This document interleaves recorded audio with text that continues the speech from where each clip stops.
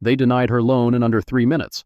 What they didn't know was they had just denied the woman about to buy their bank. Based on our comprehensive risk assessment, we are unable to approve your application at this time. And frankly, ma'am, I'd suggest you try a different institution, one more suited to your situation. The woman across the desk didn't flinch, didn't argue, didn't do any of the things Brooke Danvers expected when she delivered bad news to people like this. She simply folded the rejection letter. Once, twice, slipped it into her bag. What Brooke didn't know, what no one in that building knew, was that the woman she'd just denied had spent 6 months preparing for this exact moment.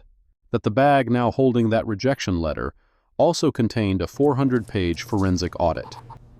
That 3 weeks ago, the board of directors of Lakewood Community Bank had accepted a preliminary acquisition offer from a private equity firm, and that the woman sitting across from Brooke Danvers was the managing director of that firm.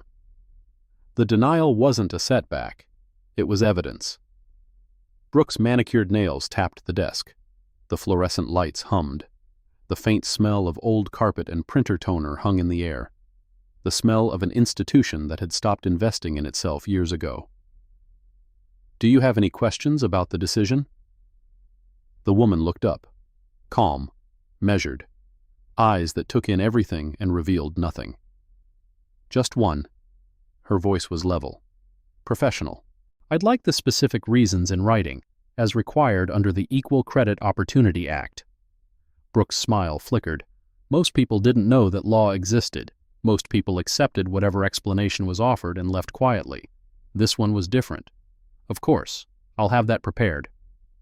The woman stood, gathered her things with the precision of someone who organized by instinct. Notebook, pen, phone, each item placed deliberately. I'll wait in the lobby. She walked out without looking back. Brooke watched her go, something uncomfortable settling in her chest. The woman hadn't raised her voice, hadn't made accusations, hadn't done anything that would require security. But she also hadn't accepted the decision. And in 22 years of denying applications, Brooke Danvers had learned to recognize the difference between people who gave up and people who were just getting started. She picked up her phone, dialed Preston Whitmore's extension. We might have a situation. If you're new here, hit that subscribe button. This story is just getting started, and you won't want to miss what happens next. 93 minutes earlier, Vivian Ashford Cole had walked into Lakewood Community Bank with nothing that announced who she was. No designer bag, no expensive jewelry, no car that would make the parking lot attendant take notice. She wore navy slacks and a cream blouse, professional but unremarkable. Practical flats that had seen years of use. A watch that told time and nothing else. Everything deliberate, everything calculated. She paused just inside the entrance, took in the lobby with the practiced eye of someone who evaluated businesses for a living. Outdated decor, furniture that had been modern 15 years ago, community photos on the walls showing faces that no longer worked there, a water stain in the corner of the ceiling that had been painted over rather than fixed, 3 teller windows, only one staffed despite the Monday morning rush, deferred maintenance, understaffing, low morale. The numbers she'd studied for 6 months translated into physical reality. Lakewood Community Bank was struggling. Deposits declining. Loan defaults rising. The kind of slow bleed that ended in acquisition or collapse. She was here to determine which. A young woman approached, early 20s, nervous smile, name tag reading Ashley. The greeter assigned to direct traffic and make customers feel welcome. Can I help you find something today? The volume slightly too loud. The pause slightly too long before speaking. The way Ashley's eyes flicked down to Vivian's bag, her shoes, back to her face. Assessment complete in 2 seconds. Classification made. I'd like to discuss a home equity line of credit. Ashley's smile stayed fixed, but something behind it shifted. A calculation performed so quickly it barely registered as conscious thought. Our loan officers are with clients right now. The wait might be significant. You could schedule an appointment for later in the week? Vivian had walked in at 9:47 a.m. on a Monday. Through the glass partition behind the teller line, she could see two offices, both loan officers visible at their desks, neither with a client. I'll wait. She chose a seat in the corner, position selected for maximum visibility. She could see the entrance, the teller line, both loan officer doors, and the hallway leading to the back offices. The notebook came out. Black leather, well worn from years of use. She wrote date, time, arrival, Ashley's name, the comment about the wait, the empty loan officer chairs visible through the glass. Not the behavior of someone nervous about a loan application, the behavior of someone building a file. At 9:52, a white couple entered. Late 40s. Khakis and a polo shirt on him, sundress on her. They approached Ashley with the easy confidence of people who expected service. Vivian watched, noted the time. Ashley greeted them. Same smile, different energy. No assessment pause. No volume adjustment. Mr. and Mrs. Patterson, so good to see you again. Brooke is ready for you. I'll take you right back. The Pattersons were escorted immediately to one of those empty offices. The door closed behind them. Vivian wrote, time, names overheard, immediate service versus 15-minute wait. The pattern documented. At 10:03, an older black man entered the lobby. Mid-60s. Weathered hands that had known physical work. He wore a button-down shirt pressed so carefully the creases were visible, the effort of someone who wanted to be taken seriously. He didn't approach the greeter, just walked to the seating area and sat down, pulled out a folder thick with papers, the posture of someone who'd done this before. Vivian kept her eyes on her notebook but her attention on him. He glanced at her. The recognition was mutual and unspoken, two people who understood waiting rooms from the same angle. After a moment he spoke, voice low enough that only she could hear. Third time this month for me. Vivian looked up. Third time? Same loan application. Home improvement. Put in new windows, fix the porch. Nothing fancy. He shook his head slowly. Every time I come in, they need something else. Different paperwork. Additional verification. Last time it was bank statements going back 2 years instead of 1. How long has this been going on? 18 months now. Same loan, same documents, different excuses. Vivian processed that. 18 months for a home improvement loan. Standard turnaround was 30 to 60 days. Even with complications. 90 at the outside. Have you filed a complaint?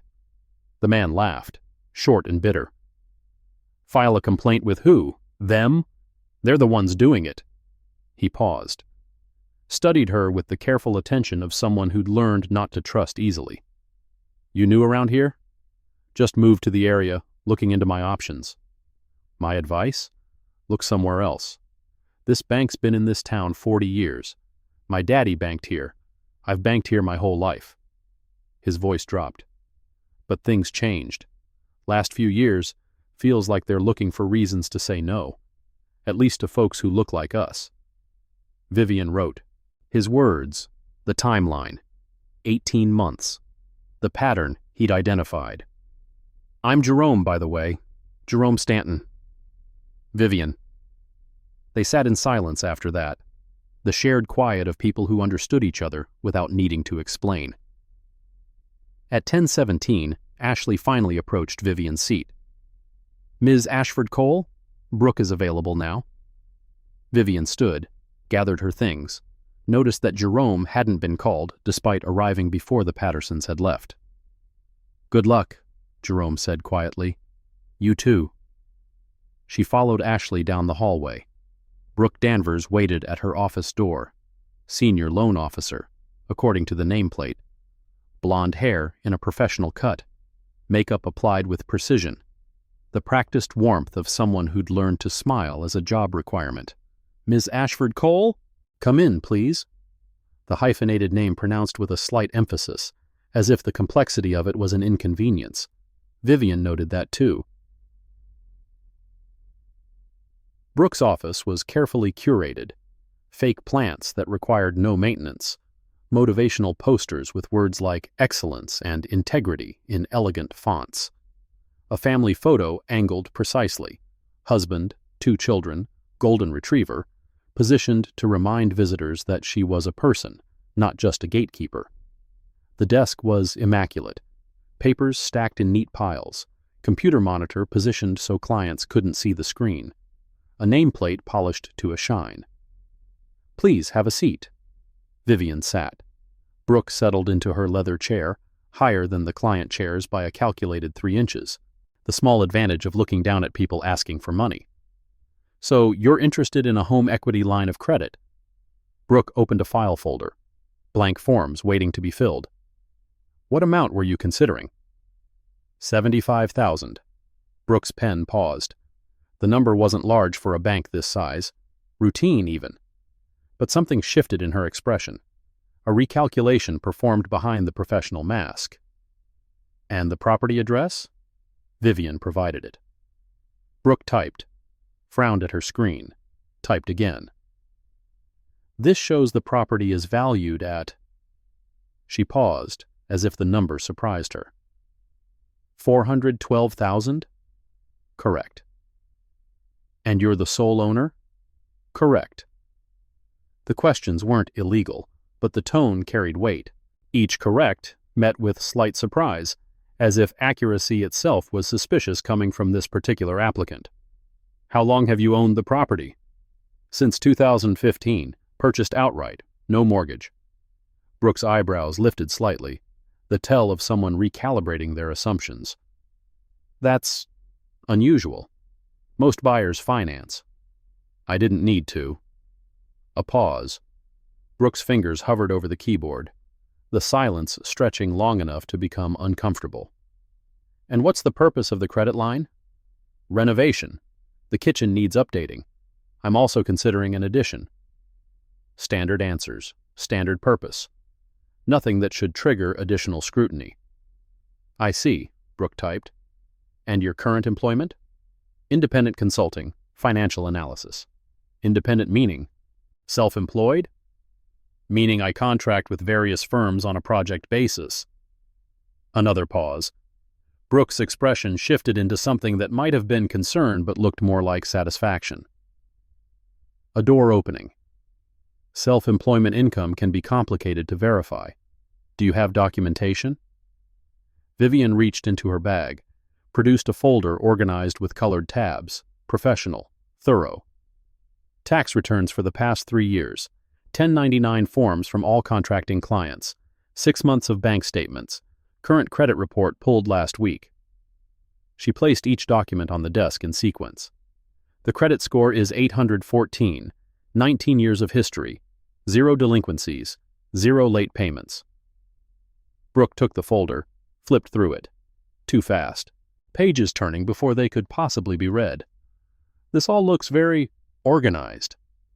The word came out strange, as if organization was unexpected. Suspicious. "I believe in being prepared." Brooke set down the folder without finishing it. The review that wasn't a review, the decision that had already been made. "I'm seeing some concerns with the income documentation." Vivian's expression didn't change. "Which specific concerns?" "The sources appear non-traditional. They're clearly identified, investment returns, consulting fees, all reported to the IRS and verified through the provided 1099 forms." Brooke's smile tightened, the practiced warmth cooling by degrees.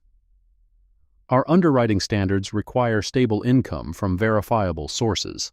Self-employment can be inconsistent. The bank needs assurance that borrowers can maintain payment schedules." Vivian leaned forward slightly. Not aggressive, just present. "My average monthly income over the past 3 years exceeds $42,000. That's more than $500,000 annually. The loan amount I'm requesting is $75,000. The debt-to-income ratio would be under 3%. Numbers. Specifics. The kind of details that made reflexive denials difficult. Brooke's jaw tightened almost imperceptibly. "Our underwriting team will need to review these documents in detail. The process typically takes 3 to 4 weeks." Under 12 CFR Section 1002.9, you're required to notify applicants of action taken within 30 days of receiving a completed application. But you're not describing a pending review. You're describing a soft denial. Silence. The specific regulation citation hung in the air. Brooke's fingers stopped moving on her keyboard. I'm sorry, are you in the legal profession? I'm an applicant, asking for clarification on your process. Brooke recovered. The smile returned, harder now. I understand this is frustrating, but our standards exist to protect both the bank and our borrowers. Approving loans that applicants can't sustain helps no one. I've provided documentation proving I can sustain this loan 10 times over. As I said, our underwriting team will need to make that determination. Then submit it to your underwriting team. Brooke hesitated. The request was reasonable. The applicant had done everything correctly. The documentation was complete, organized, more thorough than most, which was exactly the problem. A client this prepared might escalate, might file complaints, might become a liability. Let me consult with my supervisor. Brooke picked up the phone, dialed, turned slightly away, voice lowered. Vivian waited, watched. The body language of someone seeking permission rather than making a decision. The deference visible in the slope of Brooke's shoulders, the careful words chosen for whoever was on the other end. 23 seconds. The call ended. Brooke turned back. Her expression had shifted. The professional mask firmly in place now, with something harder beneath it. I've discussed your application with our underwriting team. After reviewing the preliminary documentation, we're unable to move forward at this time. Unable or unwilling? Ma'am, I'm asking a straightforward question. My credit score exceeds your minimum requirements by over 100 points. My income exceeds your requirements by 400%. My collateral is worth more than 5 times the loan amount. Which specific factor triggered the denial?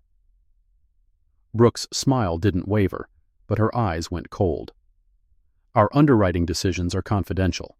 The determination was made by qualified professionals following established guidelines. Then I'd like those guidelines in writing, along with the specific reasons for denial, as required under the Equal Credit Opportunity Act, 15 U.S.C., Section 1691. The statute number landed like a stone dropped in still water. Specific, precise, the language of someone who knew exactly what rights existed and how to invoke them. Brooke's pen tapped the desk twice, the only visible sign of discomfort. Of course. I'll have the adverse action notice prepared. She opened her desk drawer, retrieved a form, filled it in with quick, practiced strokes. This will be ready in a few minutes. You can wait in the lobby.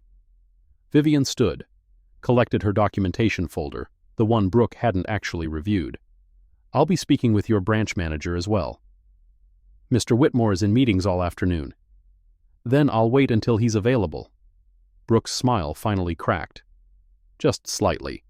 The customer who wouldn't accept the answer. The problem that wouldn't go away quietly. That's certainly your prerogative. Vivian walked out.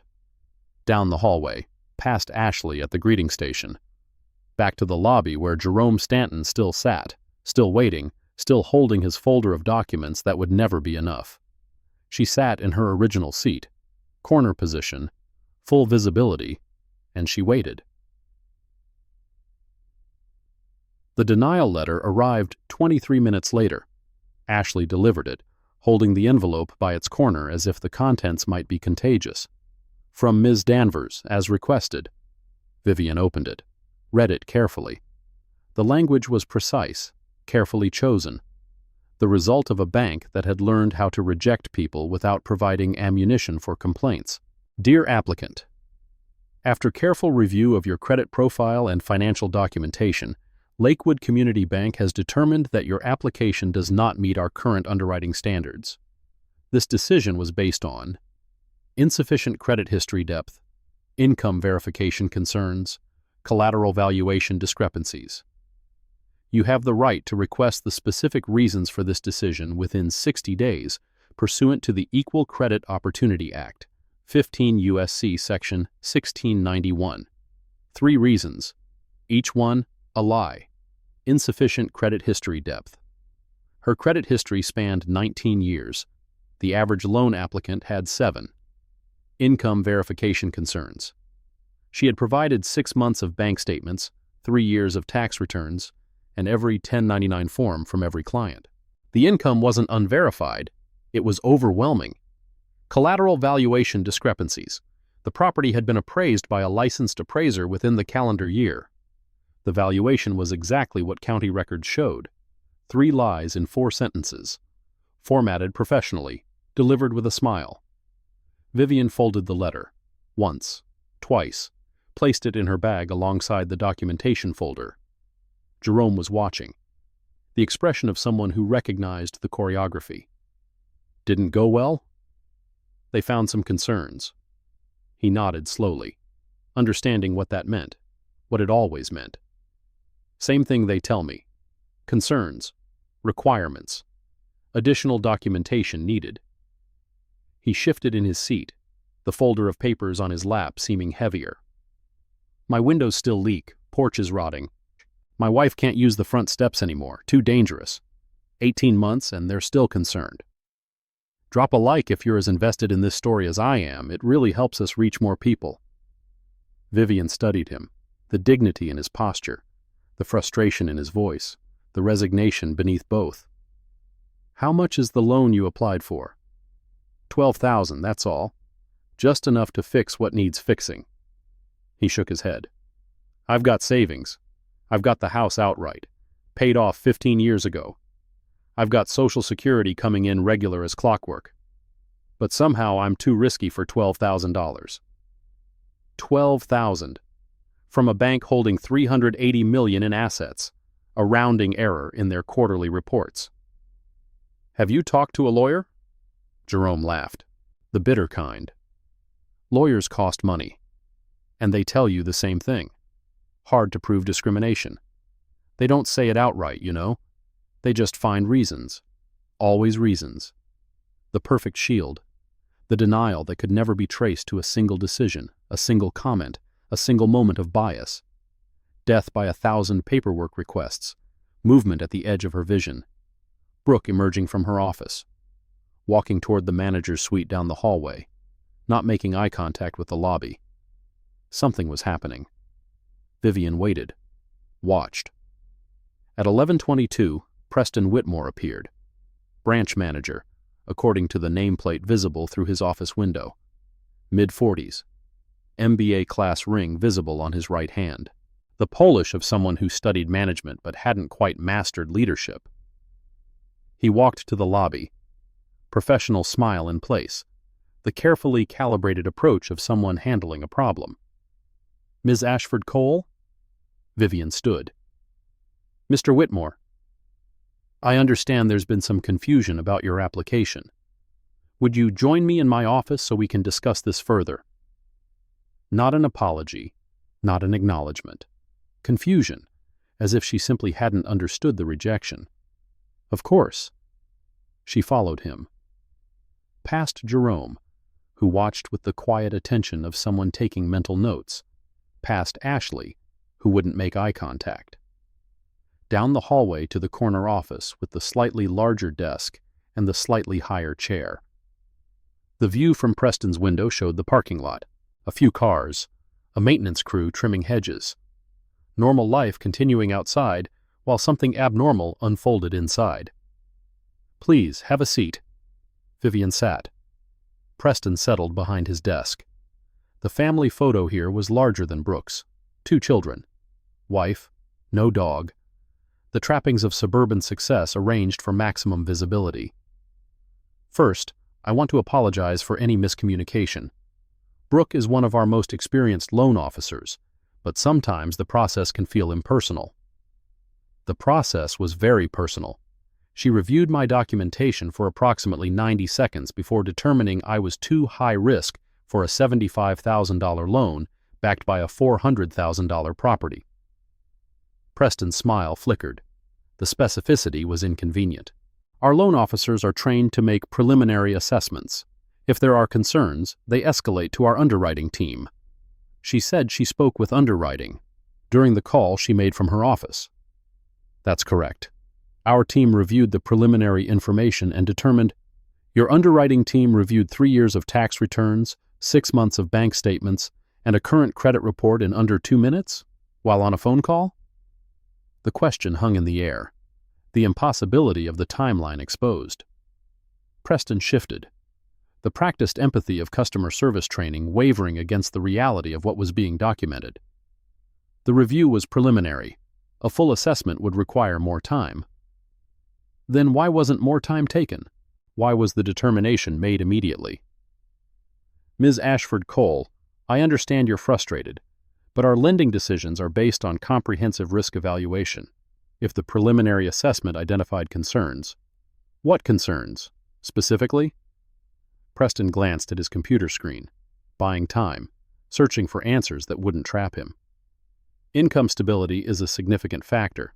Self-employment introduces variables that traditional employment doesn't. Consistent paychecks provide predictable repayment capacity. My average annual income for the past 3 years exceeds $500,000. What amount would provide sufficient stability? Silence. The number was larger than his own salary, larger than most of his loan officers combined. Additionally, the property valuation was performed by a licensed appraiser this year. Which specific discrepancy concerns your team? These are technical matters that underwriting. You're the branch manager. You're describing technical matters that you aren't qualified to explain?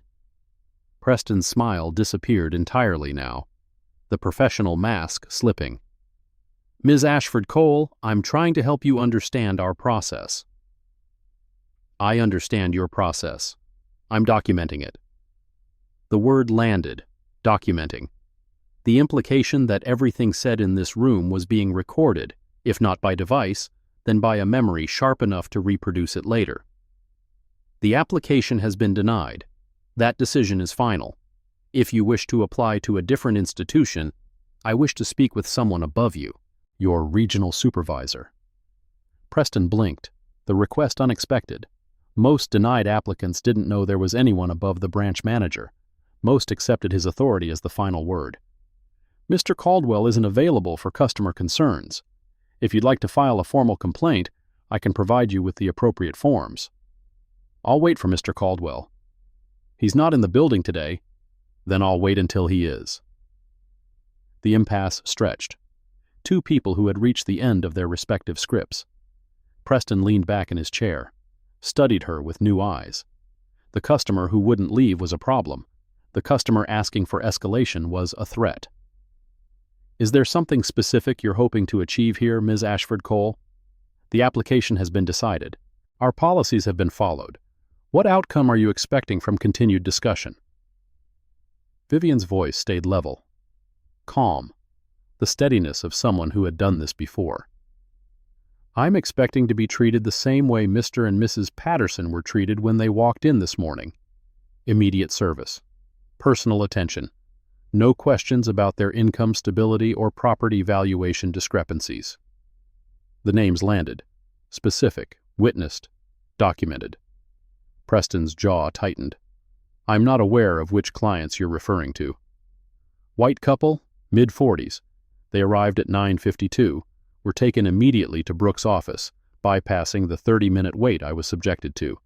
They left at 10:23 with approved documentation in hand, every detail, time-stamped. Precise. Client interactions are confidential. I can't discuss. You're not being asked to discuss their interaction. You're being asked to explain the disparity in treatment. Same morning, same loan officer. One customer waited 30 minutes and was denied. The other waited 0 minutes and was approved. What variable accounts for the difference? The question she wasn't asking directly. The question her precision had already answered. Preston stood. The meeting was over. I'll have someone escort you out. I'll escort myself, but I'll be back, and I'll continue documenting until someone provides an explanation that matches the facts. She rose, gathered her bag, the motion smooth and deliberate. Have a nice day, Mr. Whitmore. She walked out. Preston waited until she was gone, then picked up his phone. Get me Garrett. We might have a problem. The lobby felt different now, charged with something that hadn't been there before. Ashley wouldn't look at her. The teller at the single open window had angled her body away. Vivian returned to her corner seat, pulled out her notebook, wrote the time, the conversation details, Preston's specific denials, the reference to Garrett, whoever that was, the pattern emerging from each interaction. Jerome watched her write, the quiet companionship of someone who recognized the process. You're not giving up. No. They don't like that. People like us aren't supposed to push back. People like us are exactly who should push back. He nodded slowly. Something shifting in his expression. Something like hope, fragile and cautious. 53 years I've lived in this town. Worked at the plant until they closed it. Raised 2 kids. Paid my taxes. Volunteered at the community center for 20 years. And I still have to prove I deserve a loan to fix my own porch. Vivian looked at him directly, saw the exhaustion beneath the dignity, the accumulated weight of a lifetime of proving and reproving. What would you do, she asked, if someone believed you the first time? The question startled him. His mouth opened, closed, the idea so foreign it required processing. I don't know. It's been so long I can't remember what that feels like. Movement at the back of the lobby. Heavy footsteps, deliberate pace. Garrett Holt emerged from the hallway. Security manager, according to the badge on his belt. Former law enforcement. The walk gave it away. The kind of build that came from a lifetime of physical work. The kind of posture that assumed authority before earning it. He approached Vivian's seat, stopped 3 feet away. The distance calculated for intimidation without overt aggression. Ma'am, I understand there's been a concern with your visit today.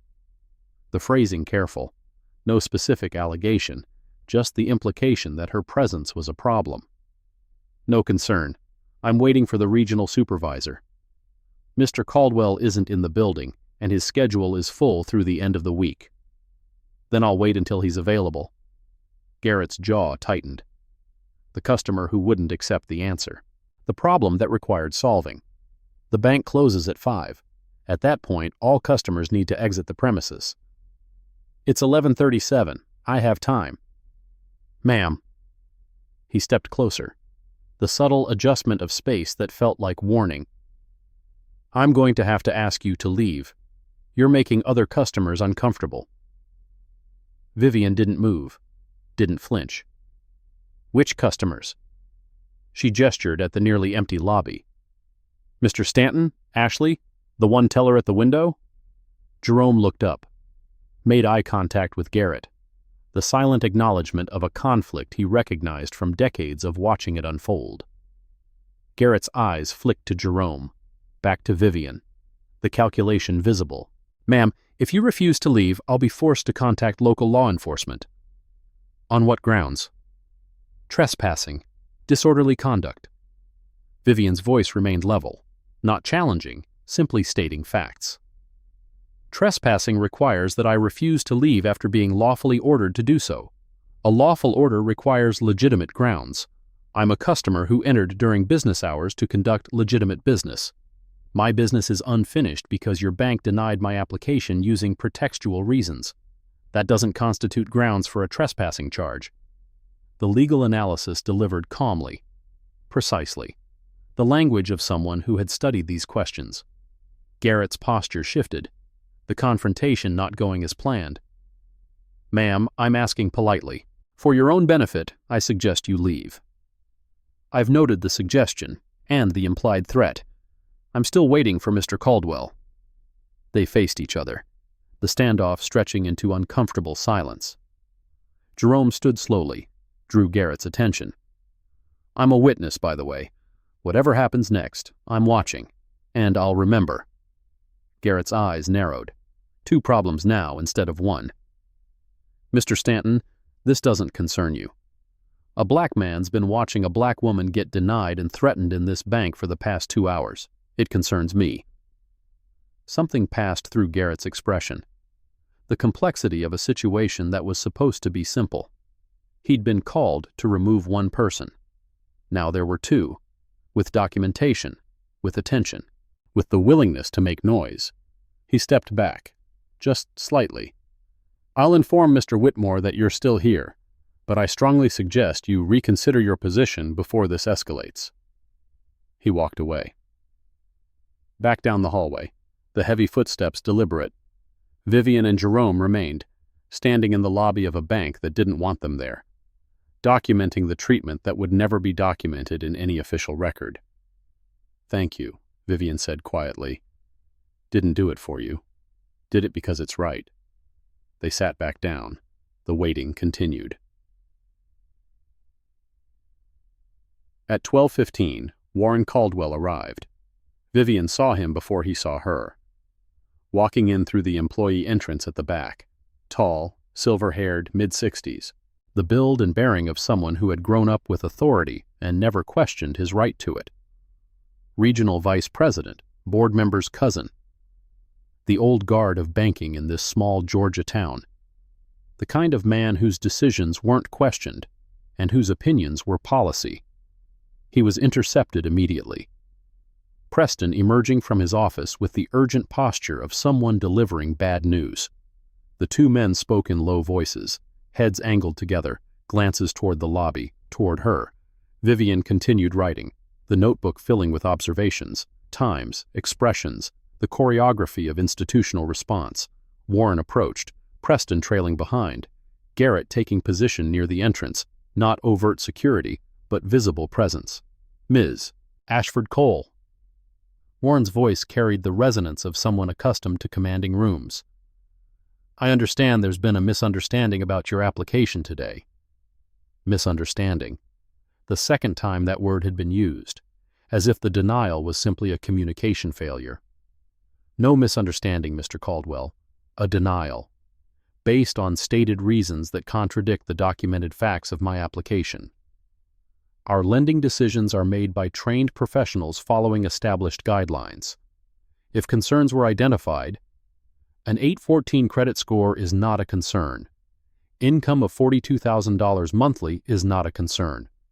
Collateral valued at 5 times the loan amount is not a concern. Your denial letter cites 3 reasons. Each one is factually false." Warren's expression hardened almost imperceptibly. The customer who spoke this directly was violating the script. The script said she should accept the explanation, defer to authority, leave quietly. "Ma'am, our lending decisions are final.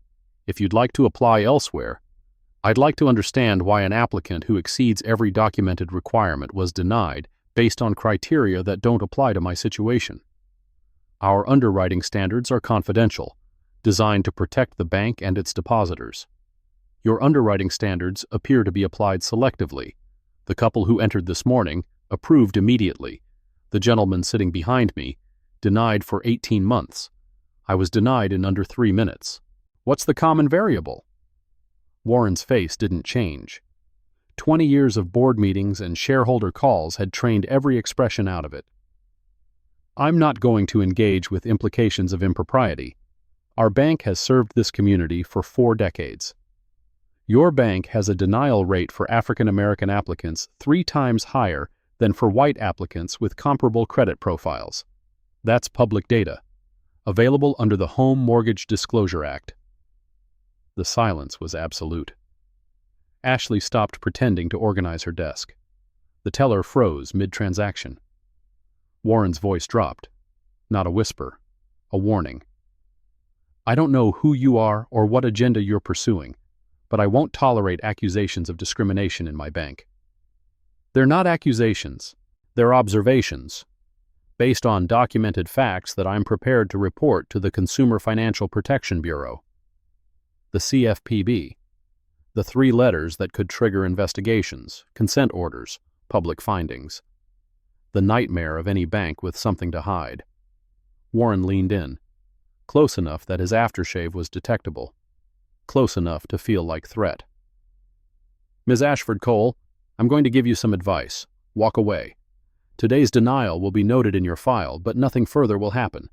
However, if you persist in making accusations, if you attempt to damage this institution's reputation, we will respond accordingly. Is that a threat, Mr. Caldwell? It's an observation, based on documented facts. Her own words thrown back at her. The game she was playing recognized and countered. Warren straightened, buttoned his jacket. The meeting was over. Garrett will escort you to the door. I trust you can find your way to your vehicle without further assistance. He turned, walked away. Preston followed like a shadow. Garrett approached, the heavy footsteps inevitable now. Ma'am, time to go. Vivian stood, gathered her bag, her notebook, her folder of documentation that no one had actually reviewed. I'm leaving voluntarily.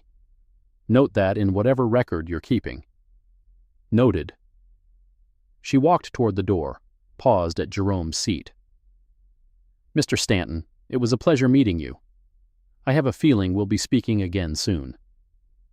Jerome looked up, the hope in his eyes cautious but present. I hope so. Lord knows something needs to change around here. Vivian walked out. Through the lobby, past the greeter station, into the Georgia sunlight. The parking lot was half empty. Her car, a mid-range sedan, practical and unremarkable, waited in the visitor section. She didn't get in. Instead, she stood next to the driver's door, pulled out her phone, dialed a number from memory. The call connected on the second ring. Ridgecrest Capital, how may I direct your call? The receptionist's voice, professional, efficient. This is Vivian Ashford Cole. I need Daniel Reyes. Immediately. The hold music lasted 12 seconds. Then Daniel's voice, familiar, sharp, concerned. Vivian, how did the field visit go? Worse than the data suggested. Define worse. I was denied, in person. With documentation that would qualify me for a loan 10 times the amount I requested. Silence. The weight of what that meant processing.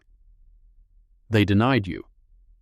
Insufficient credit history, income verification concerns, collateral valuation discrepancies. Every reason cited is demonstrably false. Your credit score is 814. They didn't pull it. They saw me and decided before I opened my mouth. Daniel's exhale was audible, the absurdity registering. This changes things. It confirms things. Everything the forensic audit suggested is happening in real time, on the front lines. The pattern isn't historical. It's current. Did you document everything? Vivian looked down at her notebook. 43 pages filled since arriving that morning. Every word, every timestamp, every interaction. The board meeting is Thursday. The acquisition proposal is on the agenda. The terms need to change, materially. Based on what happened today? Based on what happened today becoming evidence in a federal complaint. I'm adding my experience to the referral package. 847 documented violations, plus one more. Mine. Pause. Daniel thinking through implications. The CFPB filing goes out today? This afternoon, with the forensic audit attached, and a summary of today's events. Vivian, if we file before the acquisition closes, we become the solution, not the problem. A new ownership group committed to remediation, a partnership with regulators instead of adversarial enforcement. It's the right play. The board won't like the optics. The board will like them better than losing the deal entirely, which is what happens if we acquire and the CFPB investigation surfaces afterward. Daniel processed, the calculation of risk versus reward that defined private equity. What are you asking for? Revised terms. The original offer was $47 million. The new offer accounts for compliance remediation, regulatory penalties, and reputational damage.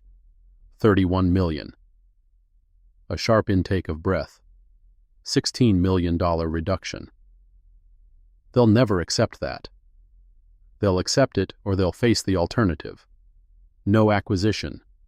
Public enforcement action. Deposit flight. Stock collapse. FDIC receivership. Vivian's voice was steady. I'm giving them a way out. A controlled demolition instead of catastrophe. And if they choose catastrophe, then they deserve what comes next. Shall. Warren Caldwell watched from his office window. The woman getting into her car, not leaving immediately, making a phone call that lasted several minutes. Something about her posture was wrong. The posture of someone who'd lost, who'd been denied, who'd been escorted out by security. That posture was supposed to be defeated, slumped, hurrying away to lick wounds. This woman stood straight, confident, as if the morning had gone exactly according to plan. Preston knocked on the doorframe. Sir, what do you want to do about the complaint threat? She won't file. It's bluster. People threaten the CFPB all the time. Nothing ever comes of it. She knew the HMDA data, the disparity rates. That's not common knowledge. Warren turned from the window, fixed Preston with the stare that had ended careers. Then make sure our documentation is in order, every denial justified, every reason documented. If she does file, it dies in review. That's how these things work. And if it doesn't, it will. This bank has survived 40 years of changes. It'll survive one angry customer with a chip on her shoulder. The car outside was leaving now, pulling out of the parking space, heading toward the exit. Warren watched until it disappeared from view. Something uncomfortable lingered. The woman's calm, her precision, the way she cited regulations and data without checking notes, the way she said she'd be back. He pushed the feeling aside, returned to his desk. The quarterly report needed review. The acquisition proposal needed attention. There was work to do. The phone rang. Internal line. Mr. Caldwell, there's a call for you. Someone from Ridgecrest Capital Partners. They say it's regarding the acquisition proposal. Ridgecrest. The private equity firm that had made the preliminary offer. The deal that would solve Lakewood's capital problems and make board members wealthy in the process. Put them through. A click. Connection. Mr. Caldwell, this is Vivian Ashford Cole. We met about an hour ago. The floor seemed to shift. Warren's hand tightened on the receiver. I'm sorry. What? I'm the managing director at Ridgecrest Capital Partners, the firm whose acquisition proposal your board accepted 3 weeks ago. Her voice was calm, pleasant, professional. I was at your bank this morning conducting informal due diligence, observing frontline operations firsthand. Warren's mind raced. The denied applicant, the woman escorted out by security, the accusations of discrimination, the managing director of the firm trying to buy his bank. I don't understand. Why would you? I wanted to see how your staff treated customers, particularly customers who looked like me. The results were illuminating. Ms. Ashford Cole, I'm sure there's been a misunderstanding. The only misunderstanding is your belief that discriminatory lending practices wouldn't surface during due diligence. I have 847 documented cases over 18 months. Today provided number 848. Warren's hand trembled slightly, the magnitude of the problem becoming clear. What do you want? I want a meeting, this afternoon, your office, 3 p.m. Bring your general counsel and your branch manager. There are terms to discuss. Terms? The acquisition is still possible, Mr. Caldwell, but the price just changed, and so did the conditions. She hung up. Warren sat frozen, the quarterly report forgotten, the comfortable assumptions of the morning shattered. The phone call from Ridgecrest wasn't about the acquisition timeline. It wasn't about financing structures or due diligence updates. It was about the woman he'd threatened to destroy, the woman who had been building a case against him the entire time. He picked up the phone, dialed the general counsel's extension. Linda, I need you in my office, now, and clear your afternoon. If you're hooked on this story, subscribe now. Part 2 reveals exactly what Vivian found in that forensic audit. And trust me, you won't want to miss it. Vivian drove, hands steady on the wheel, mind processing the morning's events. The phone call to Warren had been a calculated risk. Revealing her identity now, before the afternoon meeting, before the formal presentation of evidence, gave him time to prepare, time to coordinate stories, time to destroy evidence. But it also created pressure. The specific kind of pressure that made people make mistakes, made them panic, made them reach out to co-conspirators and create exactly the kind of documentation that would matter in court. Her phone buzzed. Text from Daniel. Board notified. Emergency session scheduled for 4 p.m. You sure about this? She typed back. I'm sure. Send me the complete audit. I want it printed and bound by 2. Already done. Courier meeting you at the office. The office. The regional headquarters of Ridgecrest Capital Partners. A nondescript building in a professional park, chosen specifically because it didn't announce wealth or power. The kind of place that looked like an accounting firm or an insurance agency. The kind of place where you could plan the acquisition of a $380 million bank without anyone noticing. She pulled into the parking lot. The building looked quiet. 2 cars she recognized, her assistant's Prius, the receptionist's Honda. Inside, the courier was already waiting. A stack of bound documents in a banker's box. 4 copies of the forensic audit. 4 copies of the HMDA data analysis. 4 copies of the internal emails obtained through regulatory disclosure requests. Evidence. Organized. Professional. Undeniable. Vivian signed for the delivery. Carried the box to her office. Spread the documents across her desk. The work of 6 months, about to become the foundation of a conversation that would end careers and reshape an institution. Her phone rang. Unknown number with a local area code. This is Vivian Ashford Cole. Ms. Ashford Cole, this is Jerome Stanton, from the bank this morning. His voice was different, energized. Something had shifted. Mr. Stanton, what can I do for you? After you left, things got interesting. Mr. Whitmore came out and told me my application would be expedited. Priority processing. Said I'd have an answer by end of week. Vivian processed that. 18 months of delays, and suddenly priority processing, within an hour of her departure. That's good news. It's something, but it's not why I'm calling. He paused. I was in the Marine Corps for 20 years. I know when something big is happening. I know when regular people are getting caught up in something that's bigger than they realize. His voice lowered. Whatever you're doing, whatever you're planning, I want to help. I've got 18 months of documentation. Every letter they sent me, every excuse, every form I filled out that got lost, I kept all of it. 18 months of paper trail, from a witness willing to testify, a complainant who could establish pattern. Mr. Stanton, would you be willing to participate in a federal complaint?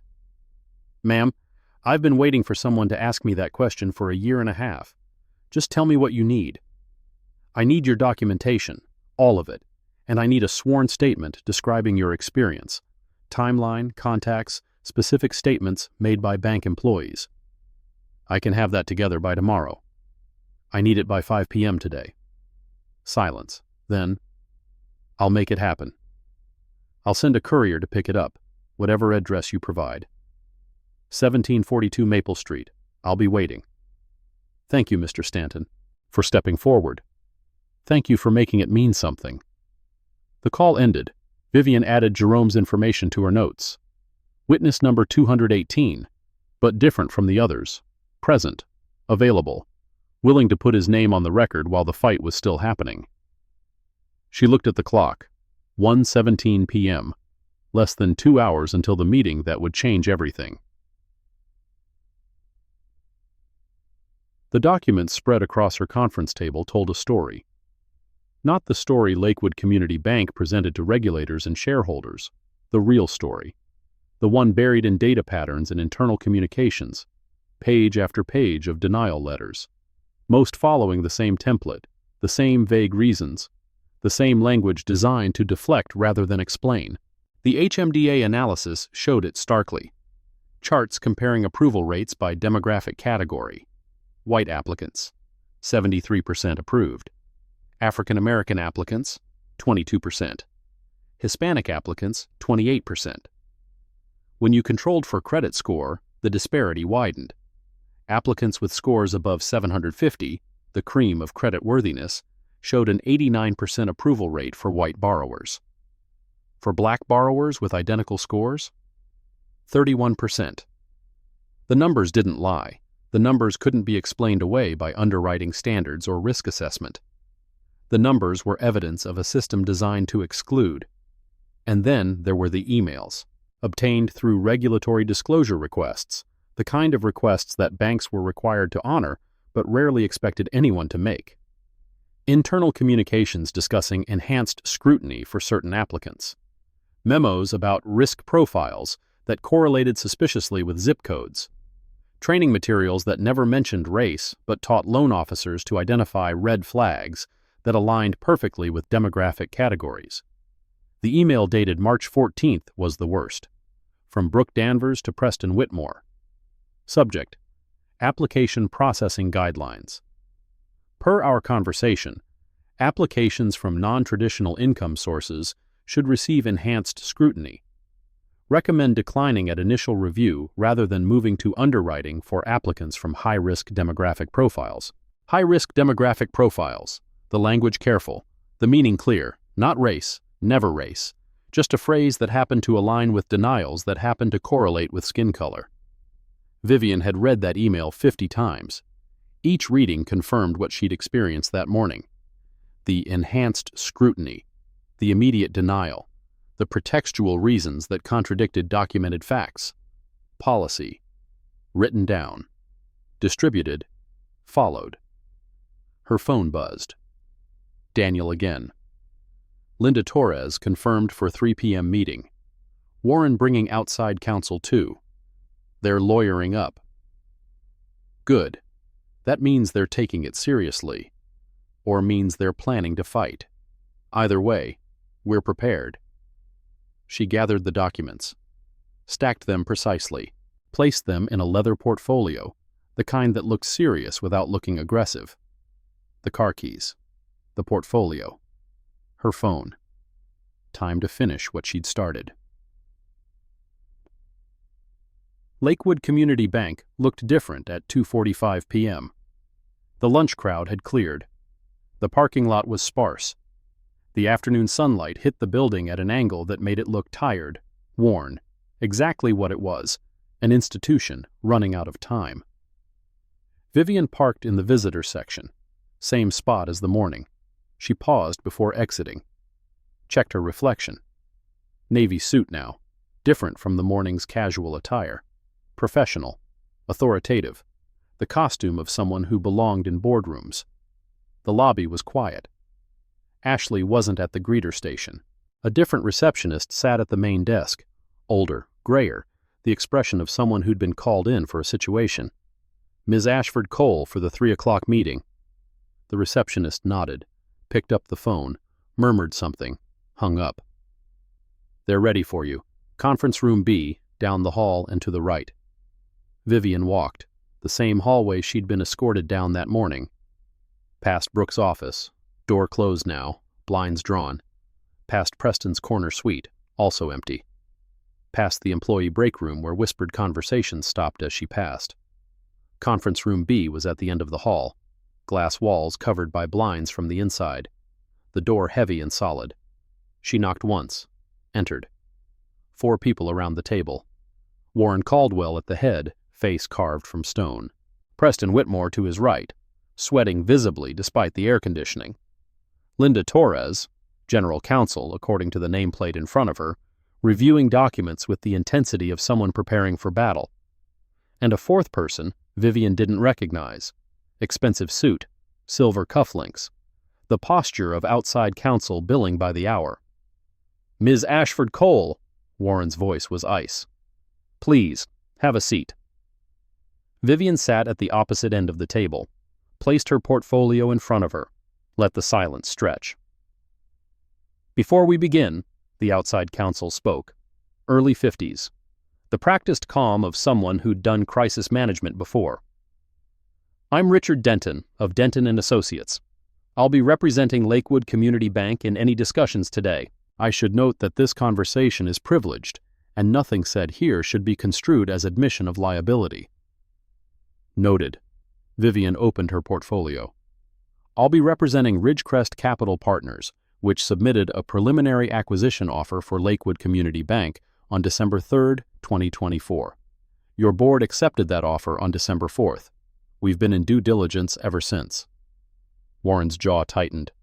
Due diligence didn't require you to deceive our staff. I didn't deceive anyone.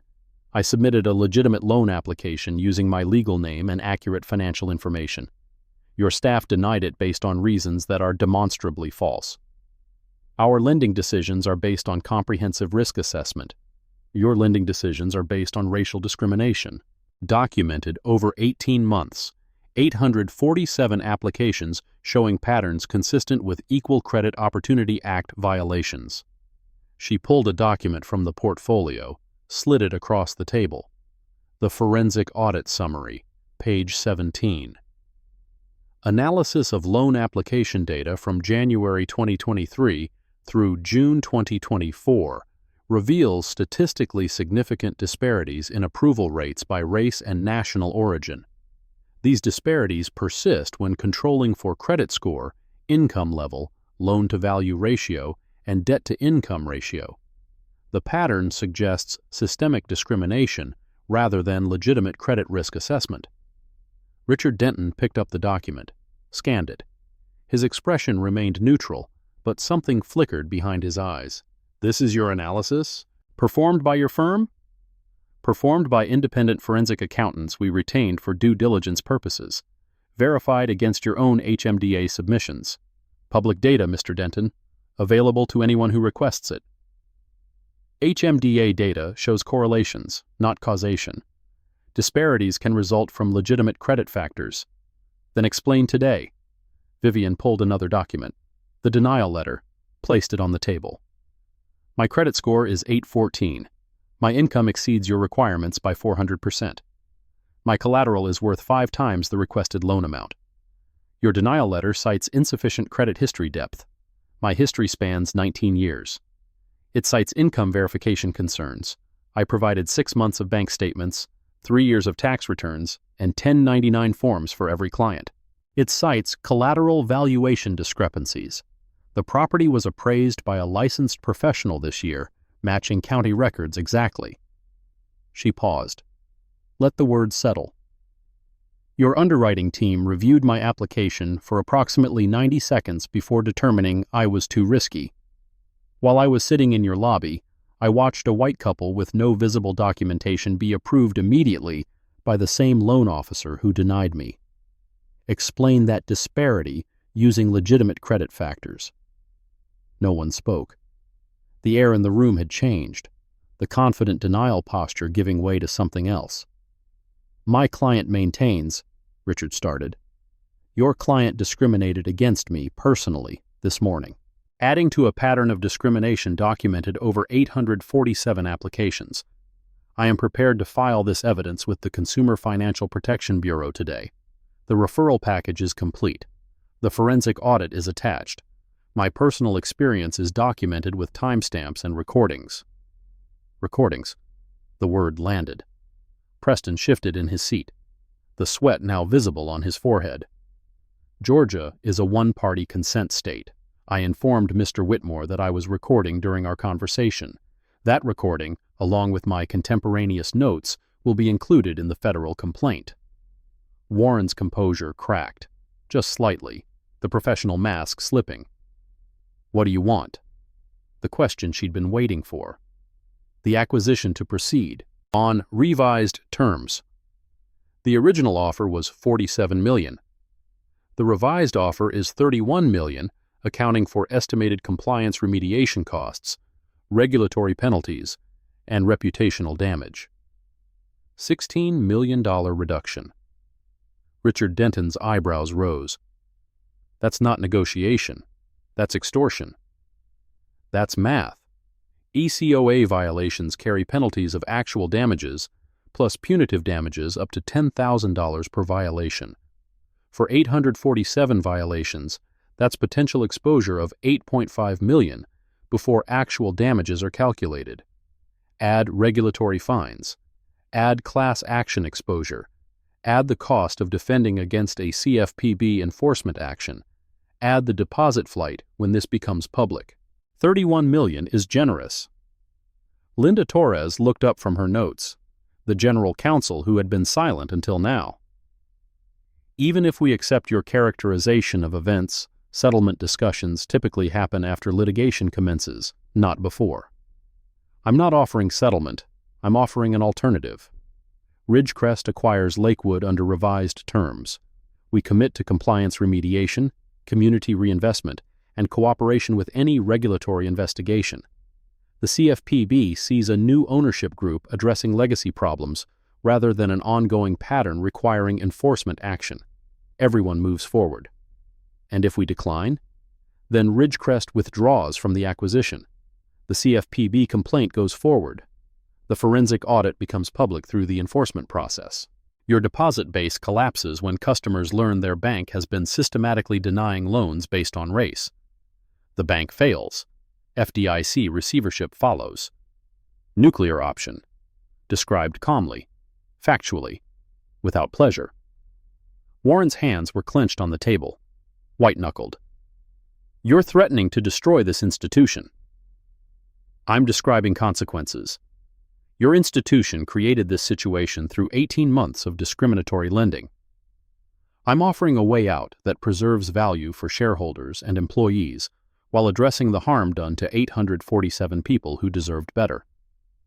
She pulled one more document from the portfolio, placed it in front of Warren. This is the revised term sheet, acquisition price of $31 million. Conditions include immediate termination of employees directly responsible for discriminatory policies, mandatory fair lending training for all staff, community reinvestment commitment of $5 million over 5 years, independent compliance monitor appointed for 36 months, full cooperation with any regulatory investigation, including settlement discussions. Warren stared at the document, the price tag for his bank's mistakes. The board won't accept these terms. Then convene an emergency session and explain the alternative. I've sent copies of the forensic audit to your directors. They received them. She checked her watch. 23 minutes ago. The timing calculated. The board members reading the same evidence, making the same calculations, reaching the same conclusions. Richard Denton leaned in, whispered something to Warren. The private conference of people running out of options. Warren's voice was strained when he spoke again. We'll need time to review and discuss with the board. You have until 9 a.m. tomorrow. If I don't have signed acceptance of the revised terms by then, the CFPB referral goes forward. Vivian stood, gathered her portfolio. And Mr. Caldwell? I'll need to see Brooke Danvers in this room within the hour. The specific language she used in that March 14th email, high-risk demographic profiles, that's central to the pattern we've documented. She'll want to understand what's coming, and perhaps consider whether cooperation with the investigation serves her interest better than loyalty to an institution that's going to throw her under the bus. She walked toward the door, paused with her hand on the handle. I grew up in a town like this one. Banks just like this one told my parents they didn't qualify, didn't deserve the same opportunities, didn't belong in certain neighborhoods, certain schools, certain futures. She looked back at Warren. I qualified. My parents qualified. Every one of those 847 applicants qualified. You chose not to see it, and now you'll answer for that choice. She walked out. Behind her, the silence stretched. 4 people around a table, staring at the documents that would reshape their lives. Shot. The parking lot felt different now, lighter, as if the weight of the morning had lifted and redistributed onto other shoulders. Vivian sat in her car, didn't start the engine, just breathed. Her phone buzzed. Jerome Stanton. Documentation ready. Courier just picked it up. 18 months of every letter, every form, every excuse they gave me. Hope it helps. It helps more than you know. Thank you, Mr. Stanton. Jerome. Call me Jerome. After what you're doing, we're past formalities. She smiled. The small victory of connection amidst the larger battle. Another message, from Daniel. Board members calling in. Emergency session at 4 p.m. is planned. 3 directors have already indicated willingness to accept revised terms. 2 are holding out. Warren Caldwell is arguing for rejection. Let him argue. The math doesn't change. What's your read? Vivian considered. Thought about Warren's face in that conference room. The controlled rage. The denial giving way to calculation. The slow realization that his options were narrowing. He'll accept. By morning, the holdouts will fold when they understand the alternative isn't negotiation, it's destruction. And if they don't fold, then we file. And they learn the hard way that consequences exist. She started the engine, pulled out of the parking lot. The bank shrinking in her rearview mirror. Behind those walls, people were scrambling. Phone calls being made. Stories being coordinated. Lawyers being consulted. The machinery of institutional self-preservation grinding into motion. But the evidence was already out. The forensic audit in the hands of board members. The CFPB referral package complete. The recordings time-stamped. The witnesses contacted. The trap sprung. Now it was just a matter of time. At 8:47 the next morning, Vivian's phone rang. Unknown number. She answered on the second ring. This is Ashford Cole. Warren Caldwell's voice, defeated but controlled. The board has voted to accept the revised terms. All conditions, $31 million. Vivian allowed herself a moment. One breath. The culmination of 6 months of work, of a morning of humiliation, of a lifetime of being told she didn't qualify. I'll have the formal agreement sent over within the hour. Signing to take place at the close of business today. The board has one request. I'm listening. The CFPB filing. We'd like it delayed until the acquisition closes, to allow for orderly transition. Reasonable request. From an unreasonable position. But there was strategy in cooperation. The filing will be held in abeyance for 60 days, conditional on full compliance with the agreement terms and good faith cooperation with the compliance remediation process. Any deviation triggers immediate submission. Silence. Warren weighing his options, finding none better. Agreed. Mr. Caldwell, one more thing. Yes? Brooke Danvers. She's to be terminated today, before the agreement is signed. That's non-negotiable. A longer pause. The specific pound of flesh demanded. It's done. She was notified this morning. Vivian nodded, though he couldn't see her. Then we have an agreement. I'll see you this afternoon. She hung up. The morning light streamed through her office window. A new day. A different world than the one she'd walked into 27 hours earlier. Her phone buzzed. Text from an unknown number. Ms. Ashford Cole, this is Jerome. Just heard my loan got approved. After 18 months. They called this morning. Said it would be funded by end of week. She smiled. Typed back. Congratulations, Jerome. You earned it. No, ma'am. You earned it. I just waited long enough for someone to care. She set down the phone, looked at the bound documents on her desk. The forensic audit, the HMDA analysis, the internal emails. 847 applicants who had been told no. 217 would receive remediation under the consent order. Not all of them, not even half, but more than 0, more than yesterday. Progress measured in increments. Justice achieved in pieces. It wasn't enough. It was never enough. But it was a start. At 4:37 p.m., the agreement was signed. $31 million for Lakewood Community Bank, a $16 million discount for a legacy of discrimination. Brooke Danvers had been escorted out at noon, her desk cleared by security while she was in HR receiving the termination notice. 22 years ending with a cardboard box and a parking lot goodbye. Preston Whitmore was demoted. Back office compliance role, same salary for now, or different trajectory forever. Warren Caldwell announced his early retirement, effective immediately, Full pension. The quiet exit that looked like choice. Garrett Holt was transferred. Different branch. Same authority. Same instincts. The personnel changes announced internally. The compliance improvements promised publicly.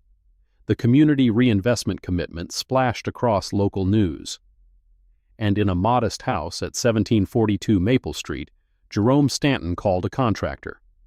About those windows and the porch, I'm ready to get started. 8 months later, the CFPB consent order was finalized. Lakewood Community Bank, now operating under Ridgecrest Capital Management, agreed to $4.2 million in restitution to affected borrowers. 217 former applicants identified for remediation. An independent compliance monitor appointed for 36 months. The consent order contained the standard language. The bank neither admits nor denies the findings herein. But the numbers didn't lie. They never did. And in a file drawer in Vivian Ashford Cole's office, the rejection letter remained, folded precisely. Twice. A reminder of the morning everything changed. 3 lies in 4 sentences. 847 people. 1 woman who refused to leave. 3 weeks after the acquisition closed, the first cracks appeared. Vivian sat in her new office, the one that had belonged to Warren Caldwell until 21 days ago. Same view of the parking lot, same furniture, different nameplate on the door. The compliance monitor's preliminary report was spread across her desk. 37 pages of findings from Dr. Catherine Oylarin, the independent auditor appointed to oversee Lakewood's remediation process, former CFPB enforcement attorney. Harvard Law. 20 years of fair lending experience. The kind of person who didn't miss details, and she hadn't missed this one. The internal email chain referenced in page 43 of the forensic audit terminates at the branch level. However, metadata analysis indicates the original policy guidance originated from an external source. The sender field shows Regional Guidelines Coordinator, a position that does not appear in Lakewood Community Bank's organizational chart for the relevant time period. Vivian read the paragraph again, then a third time. Regional Guidelines Coordinator, a title that didn't exist, a position that had never been filled, a ghost in the system who had written the policy that guided 18 months of discrimination. Someone had created that guidance. Someone had distributed it. Someone had made sure it reached Brooke Danvers' inbox with instructions specific enough to implement, but vague enough to deny. And that someone wasn't in any of the personnel records Ridgecrest had reviewed during due diligence. Her phone buzzed. Catherine Oylarin's direct line. You read the report. I read the report. Walk me through what you found. Catherine's voice was precise, clinical. The tone of someone who dealt in facts, not interpretations. The March 14th email, the one Brooke Danvers sent to Preston Whitmore about enhanced scrutiny, it wasn't original composition. The language patterns, the formatting, even the paragraph structure match a template. She was copying from something. From what? That's the question. We've subpoenaed all internal communications from the relevant period. Nothing matches. But the email she sent references per our conversation and attached guidelines. There's no record of that conversation in any calendar, no attached document in any server backup we've accessed. Vivian processed. The careful work of someone who had cleaned the trail. Deleted? Possibly. But the deletion would have required administrative access. Brooke Danvers didn't have those privileges. Neither did Preston Whitmore. Who did? Warren Caldwell, the IT director who retired 6 months ago. And one other person, a consultant who had temporary system access during a software upgrade in early 2023. Name? That's where it gets interesting. The consultant was hired through a third-party staffing firm. The firm's records show him as Kevin Marshall, but the Social Security number associated with that name doesn't match any living individual. It's a dead person's number, someone who passed away in 2019. Identity fraud, layered through a staffing firm, connected to system access at the exact moment discriminatory policies were being implemented. Someone went to significant trouble to hide their involvement. Significant and sophisticated trouble. This isn't a branch manager covering tracks. This is coordinated concealment, the kind that suggests professional assistance. Vivian stood, walked to the window. The parking lot below was quiet. Ordinary cars, ordinary people, ordinary life continuing while something extraordinary lurked beneath the surface. What do you need from me? Authorization to expand the investigation. This goes beyond Lakewood's internal records.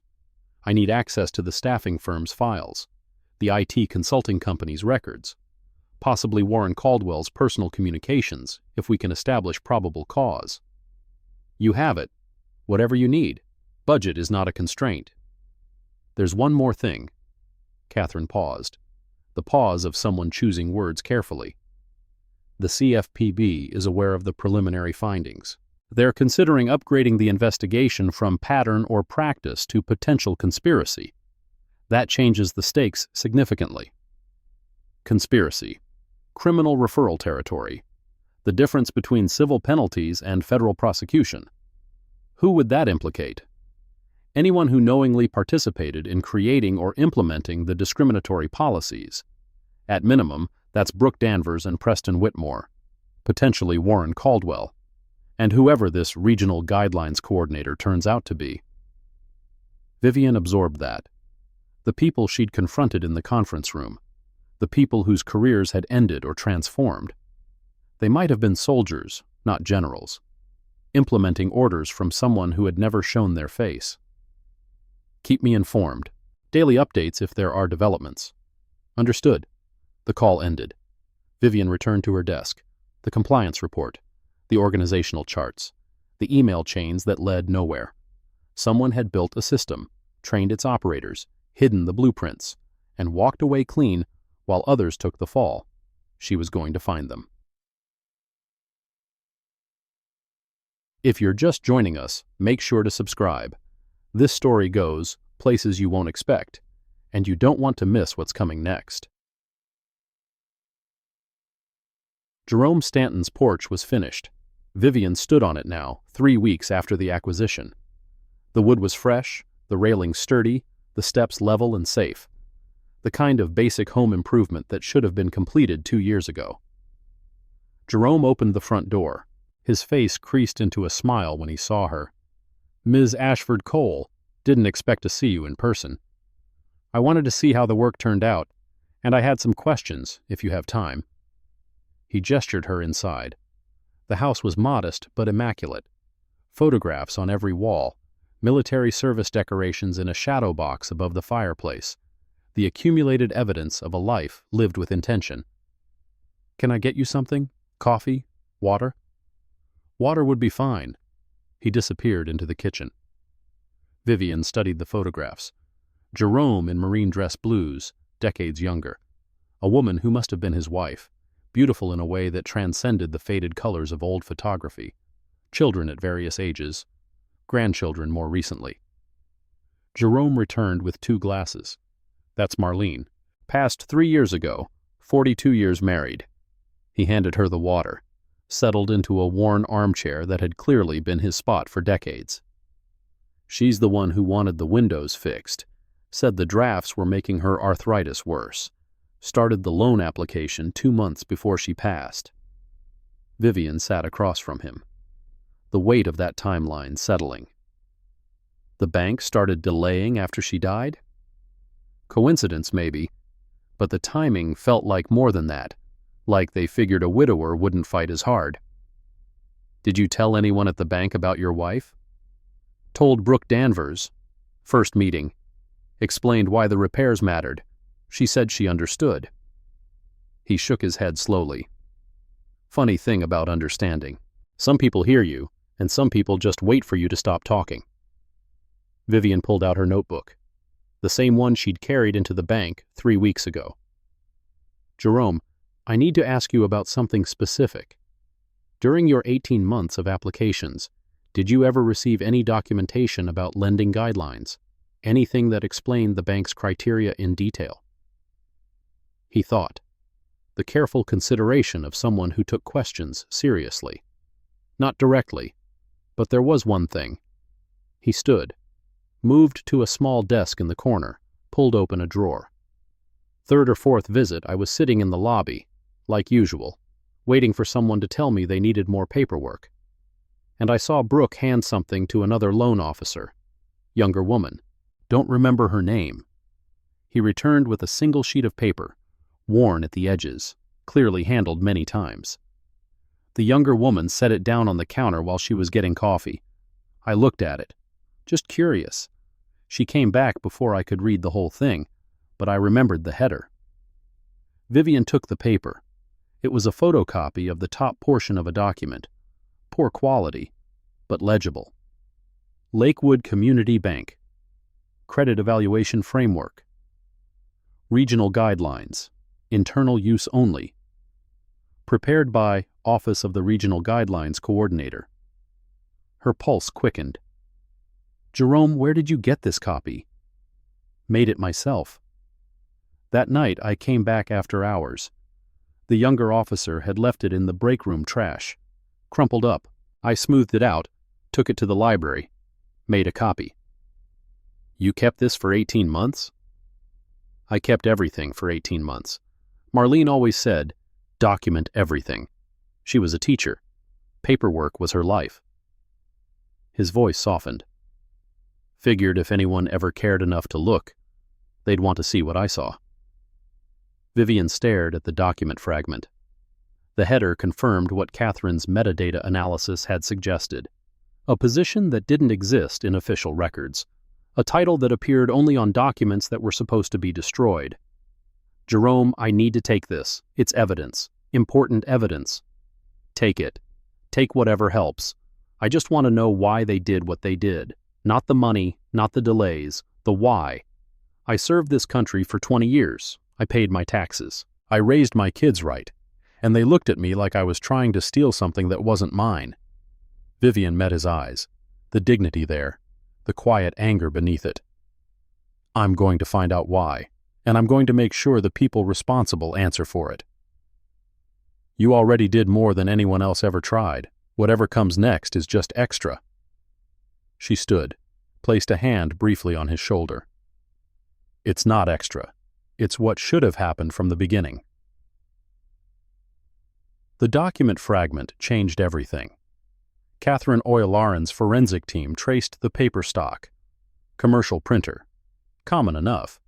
But the specific batch matched purchase records from a print shop in Macon, 43 miles from Lakewood's headquarters. The print shop had records, payment made in cash, no name attached to the transaction. But they had something else. Security camera footage. Grainy. Black and white. Dated January 15, 2023. A man at the counter. Tall. Gray hair visible beneath a baseball cap. Picking up a box of printed materials. Paying in cash. Exiting through the front door. The face wasn't clear enough for facial recognition. But the gait was distinctive. The way he moved. The slight hitch in his right step. The posture of someone accustomed to authority. Catherine sent the footage to a movement analysis specialist, the kind of expert who testified in court cases about physical identification. 3 days later, the preliminary results came back. 87% confidence match. The subject's movement patterns are consistent with the comparison sample. The comparison sample. Security footage of Warren Caldwell walking through Lakewood Community Bank's lobby on 14 different occasions. Warren Caldwell, the man who had claimed to know nothing about discriminatory policies, the man who had accepted early retirement with full pension, the man who was supposed to be gone. He had been the regional guidelines coordinator, or at least he had picked up the materials that the coordinator had prepared. The question now was whether he had acted alone, or whether someone else was pulling strings even higher up. Vivian called an emergency meeting of the remediation team. Catherine Oyalaran attended via video. Marcus Webb, the CFPB enforcement attorney assigned to the case, attended in person. Ridgecrest's legal counsel, Diane Foster, sat at the table with documents spread in front of her. The evidence is circumstantial but compelling. Catherine's face filled the screen. Warren Caldwell accessed the document that Brooke Danvers later referenced in her email. He collected printed materials that matched the header Jerome Stanton photographed. And he had the system access to delete the original files from Lakewood's servers. Marcus Webb leaned forward, mid-50s, the weathered look of someone who had spent decades fighting institutions. He'd seen cases like this before, had watched them die on the vine because the evidence didn't quite reach. Circumstantial isn't enough for criminal referral. We need direct evidence of intent, a confession, a witness, documentation showing he knew the policies were discriminatory and implemented them anyway. What about the identity fraud? Diane asked. The consultant, Kevin Marshall, with the dead person's social security number. That's a federal crime regardless of the lending violations. Different jurisdiction, FBI would take that. But it doesn't directly connect to the ECOA case unless we can prove the consultant was working under Caldwell's direction. Vivian listened, the legal walls closing in on what they could prove versus what they knew. What about the victims? 217 people in the remediation class. Have we interviewed all of them? Catherine nodded. Preliminary interviews complete.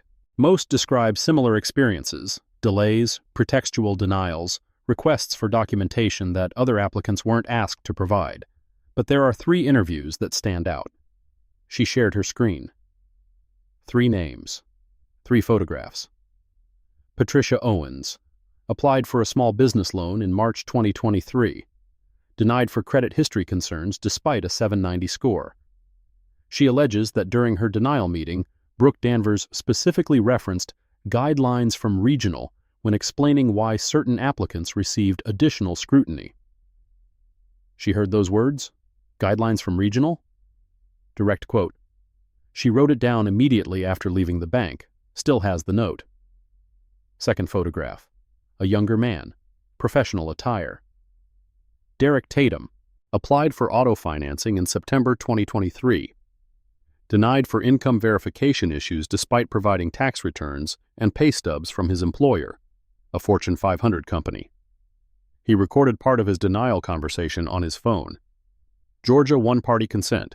The recording includes Preston Whitmore saying, quote, "The coordinator's guidelines are clear about applications from your zip code," end quote. The coordinator, mentioned by name. On recording. Third photograph. An elderly woman. Dignified expression. Elaine Patterson, not related to the white couple Vivian observed during her visit. Different family. She applied for a home equity loan in June 2023. Her application was initially approved by a junior loan officer, then overturned by, let me guess, Warren Caldwell. Overturned by written instruction from Warren Caldwell. The junior officer kept a copy of that instruction because she disagreed with the decision. The instruction explicitly references RGC protocols as the basis for the reversal. RGC, Regional Guidelines Coordinator. Marcus Webb's expression shifted, the prosecutor's instinct recognizing the shape of a case. That's 3 witnesses with contemporaneous documentation. 3 instances where bank employees directly referenced guidance from this coordinator position. Combined with the print shop footage and the metadata analysis, that's enough for a conspiracy charge. Against who? Vivian asked. Caldwell's the only person we've identified, and he's already lost his job, his pension is in review, and his reputation is destroyed. What's left to prosecute? Catherine answered. The staffing firm. Whoever created the fake Kevin Marshall identity. The IT consulting company that provided system access. And potentially... She paused, choosing words carefully. The network that designed this entire framework. Network. This isn't Caldwell's first position. Before Lakewood, he was regional vice president at Southeastern Trust, a mid-size bank that was acquired in 2019. Before that, he was a lending executive at Piedmont Financial, which merged with a larger institution in 2015. Both of those banks faced fair lending complaints during his tenure. Both complaints were settled quietly without admission of wrongdoing. Both times, Caldwell moved on before investigation could deepen. A pattern, spanning decades, multiple institutions. You're suggesting this isn't isolated to Lakewood? I'm suggesting that Warren Caldwell may have spent his career implementing discriminatory lending practices at bank after bank, then moving on before consequences caught up, and that someone may have been helping him do it. The room fell silent, the scope of the problem expanding beyond what any of them had anticipated. Vivian spoke first. Can we trace the connections? Piedmont Financial, Southeastern Trust, Lakewood, any common threads? We're working on it, but there's one detail that keeps appearing. Each institution, during Caldwell's tenure, used the same consulting firm for regulatory compliance reviews, a company called Meridian Advisory Group based in Atlanta. Are they still operating? Technically, yes, but they've been quiet for the past 3 years. Minimal new clients. The principal partner, a man named Charles Wentworth, retired in 2022, lives in a gated community in Buckhead. Net worth estimated at $40 million. Charles Wentworth, Meridian Advisory Group, the architect, perhaps, of a system that had destroyed dreams across 3 institutions and countless lives. I want to meet him. Marcus Webb shook his head. That's not how this works. We build the case. We present it to the grand jury. If there's an indictment, federal marshals handle contact. I'm not talking about the criminal case. I'm talking about understanding what we're dealing with. If Wentworth designed this system, he knows how it works. He knows who else might have implemented it. He knows where the bodies are buried. And you think he'll just tell you? A man with $40 million and lawyers on retainer? Vivian smiled, the expression not quite reaching her eyes. I think he'll tell me plenty, just by how he reacts when a black woman shows up at his door asking questions about fair lending. Drop a like if you're as invested in this story as I am. It really helps more people find these stories and keeps them coming.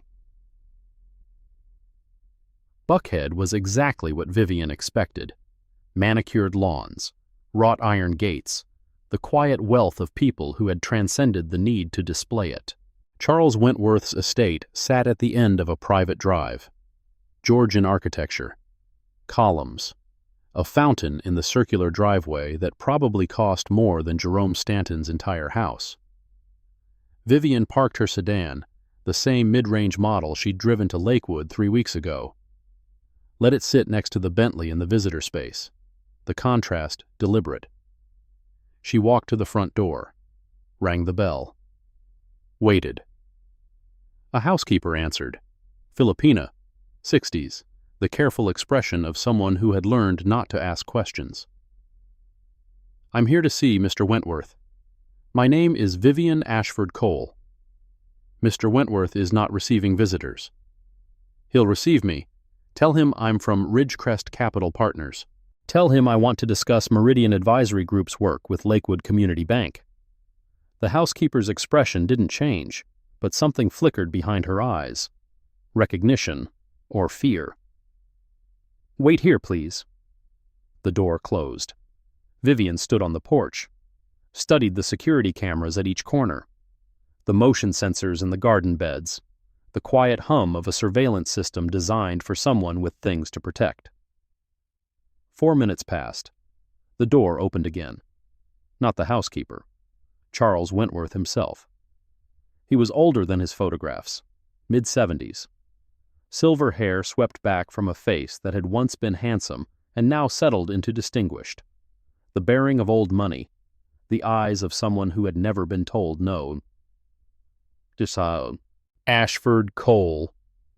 He said her name like he was tasting it, testing it. I know who you are. I've followed the Lakewood situation with interest. Then you know why I'm here. I can guess. He stepped aside. Please, come in. I find these conversations go better with bourbon. The interior matched the exterior. Antique furniture, oil paintings, the collected evidence of generational wealth. Vivian followed him through a marble foyer, past a library that held more books than some public branches, into a study lined with dark wood and leather. 2 glasses of bourbon were already poured, as if he'd been expecting someone. You're wondering how I knew you'd come. He handed her a glass, settled into a leather armchair. The answer is simple. You're thorough. The Lakewood acquisition was surgical. The remediation process is textbook. But you're not satisfied with catching the soldiers. You want the generals. And you're a general? He laughed. Genuine amusement. I'm a consultant. I provided advice to financial institutions on regulatory compliance. What they did with that advice was their business. Your advice included frameworks for evaluating loan applications based on demographic profiles. My advice included risk assessment methodologies that accounted for all relevant factors. If institutions chose to interpret those methodologies in ways that violated fair lending laws, that was their failure of implementation, not my failure of design. The lawyer's answer, carefully constructed, decades of practice. Warren Caldwell worked at 3 institutions that used your consulting services. All 3 faced fair lending complaints during his tenure. That's a pattern. Warren was a problematic client. I warned him repeatedly about the optics of his approach. He had certain biases that I couldn't control. But you could design systems that enabled those biases to operate at scale. Wentworth sipped his bourbon. The unhurried pace of someone who had all the time in the world. Ms. Ashford Cole, let me ask you something. How many loan applications does a mid-size community bank process in a year? Lakewood processed approximately 3,000. 3,000 decisions, made by loan officers who are overworked, undertrained, and operating under metrics that reward volume over quality. Each decision involves dozens of variables: credit scores, income verification, collateral valuation, debt-to-income ratios, employment history. The human mind cannot process that many variables consistently. Bias creeps in, not because people are malicious, but because they're human. And your solution was to systematize the bias? My solution was to create decision frameworks that made the process more efficient. Those frameworks reflected the statistical realities of credit risk. Certain demographic groups, for historical reasons rooted in economic inequality, do present higher default rates on average. That's not discrimination. That's actuarial science. Using race as a proxy for credit risk is illegal under federal law. Using zip codes that correlate with demographic factors is not. Using income sources that correlate with demographic factors is not. Using documentation requirements that disparately impact certain groups is not, unless it can be proven that the disparate impact was intentional. And intention, Ms. Ashford Cole, is very hard to prove. He finished his bourbon, set the glass down with a quiet click. I've spent 40 years advising financial institutions. Not once has any regulatory agency brought a successful enforcement action against me personally. Not once has any civil lawsuit survived motion to dismiss. Do you know why? Vivian said nothing. Let him continue. Because I understand the difference between what is illegal and what is merely unjust. The law is a maze of technicalities. I've spent my career learning every dead end, every secret passage, every exit that leads to freedom. What happened at Lakewood was unfortunate, but what happened at Lakewood was also entirely predictable from the moment Warren Caldwell was hired. I told their board he would be a problem. They ignored me. They got what they deserved. And the 847 people who were denied loans? What did they deserve? Wentworth's expression didn't change. Not a flicker of guilt. Not a moment of hesitation. They deserved a more competent implementation team. One that wouldn't leave paper trails and email chains. One that would deny applications based on factors that couldn't be traced back to protected characteristics. Warren was sloppy. He always was. Vivian set down her untouched bourbon. You're confessing to me. I'm explaining to you. There's a difference. Nothing I've said would be admissible in court. There's no recording allowed on these premises. My security system detects and blocks all unauthorized transmissions. And anything I say now would be characterized as the ramblings of a retired consultant misremembering his involvement with former clients. You've thought of everything. That's what consultants do. We think of things others miss. Vivian stood, walked to the window. The manicured gardens stretched toward a pool house that was larger than most families' homes. "I have a question for you, Mr. Wentworth." "Please." The staffing firm that created the fake Kevin Marshall identity, the IT consultant who had temporary system access at Lakewood, the print shop in Macon where Warren Caldwell picked up materials you designed. How many other people know those connections? For the first time, something shifted in Wentworth's expression, the confidence wavering for just a moment. "I'm not sure what you're implying." "I'm not implying anything. I'm asking a direct question, because the CFPB investigation is now a conspiracy investigation, which means federal prosecutors, which means subpoena power that extends to banking records, phone records, travel records, which means every person who touched any part of this system is going to be questioned under oath. Those people will say what they've been trained to say. Will they? When they're facing felony charges? When they're looking at federal prison? When they're being offered immunity in exchange for testimony? Vivian turned to face him. The people at the bottom of any conspiracy are the first to flip. You know that. You've built your entire career on staying at the top, where you couldn't be touched. But the foundation is crumbling, Mr. Wentworth, and when it collapses, it takes everyone with it. Wentworth stood, the relaxed posture gone, something harder in his eyes now. "You should leave." "I should, but before I go, I want you to understand something." Vivian picked up her bag, walked toward the study door. "You've spent 40 years designing systems that hurt people like me, people who qualified for loans and were denied, people who wanted homes and were told they didn't belong, people who worked their whole lives to build something and were turned away at the door." She paused at the threshold. "Those people documented everything. They kept every letter. They wrote down every word. They waited, some of them for decades, for someone to care enough to ask. Now someone is asking. And the thing about paper trails, Mr. Wentworth, they don't know they're supposed to disappear." She walked out, through the marble foyer, past the oil paintings and antique furniture, out the front door and down the steps to her ordinary sedan. Behind her, she could feel him watching from the study window. Good. Let him watch. Let him wonder. Let him make the phone calls that would document the conspiracy he thought he'd buried. The trap wasn't sprung yet, but the bait was set. 2 days later, the first domino fell. The staffing firm, Allied Professional Services, received a federal subpoena for all records related to the Kevin Marshall placement. Their general counsel immediately reached out to the U.S. Attorney's Office, requesting a meeting to discuss cooperation.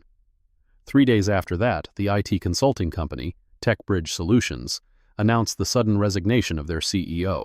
He was relocating to Costa Rica for personal reasons. Federal agents met him at Hartsfield-Jackson Airport before his flight departed. A week later, the print shop owner in Macon came forward voluntarily. He had security footage he hadn't told anyone about, footage of Warren Caldwell returning 3 times over an 18-month period to pick up materials. He had kept copies of the print files. He was willing to testify. The conspiracy was unraveling, thread by thread, person by person. And then, on a Tuesday afternoon, Vivian's phone rang. Marcus Webb, his voice urgent. "We have a problem." "What kind of problem?" "Warren Caldwell. He's gone." "Gone where?" "We don't know. His passport shows departure from Atlanta to Toronto 3 days ago. From there, we've lost the trail. Canada doesn't share passenger manifests unless there's an active warrant, and we didn't have enough to charge him until this morning." "What changed this morning?" The IT consultant flipped, full cooperation. He's naming everyone he worked with, including Caldwell.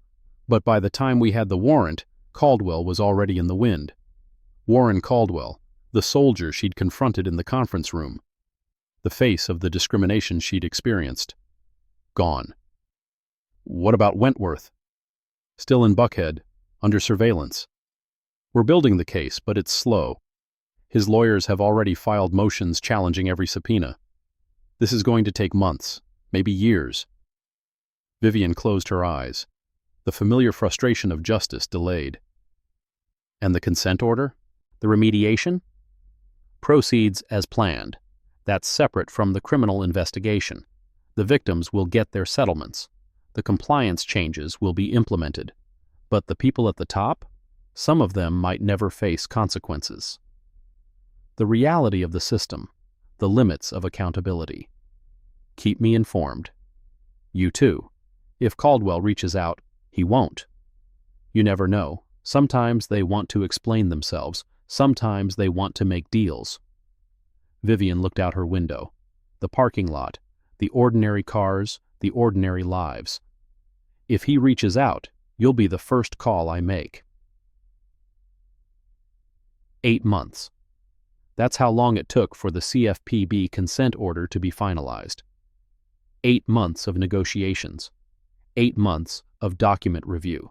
8 months of testimony from affected borrowers who had waited years to be heard. The final agreement was announced on a Wednesday morning. Press conference at the Consumer Financial Protection Bureau's regional office. Television cameras, reporters, the machinery of public accountability grinding into action.